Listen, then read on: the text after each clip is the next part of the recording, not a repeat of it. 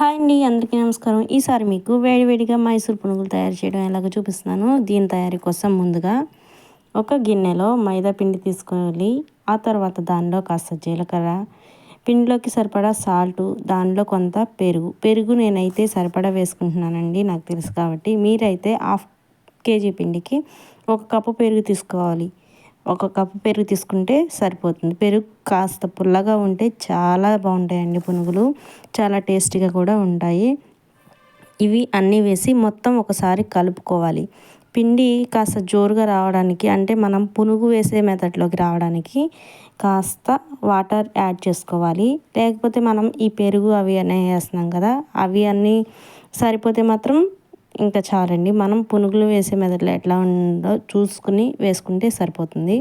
దీన్ని ఒక అరగంట పక్కన పెట్టుకుని ఉంచుకోవాలి. ఎందుకంటే ఈ మిశ్రమం మొత్తం చక్కగా మిక్స్ అయిపోయి పిండి నాని చాలా టేస్టీగా ఉంటుంది. పెరుగు అవి అన్నీ టేస్ట్ అనేది ఆ పునుగులకు వస్తుందండి.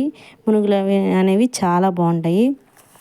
ఇది నానాక స్టవ్ మీద ఆయిల్ బండి పెట్టి నూనె కాగాక పునుగులు వేసి వేగాక తీసుకోవాలండి. ఇదిగోండి ఇక్కడ చూపిస్తున్నాను కదా, అంతే, రెడీ.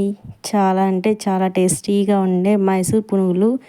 పిల్లలు కూడా చాలా ఇష్టంగా తినే ఈ పునుగులు టమోటా చట్నీతో తీసుకుంటే సూపర్ అండి.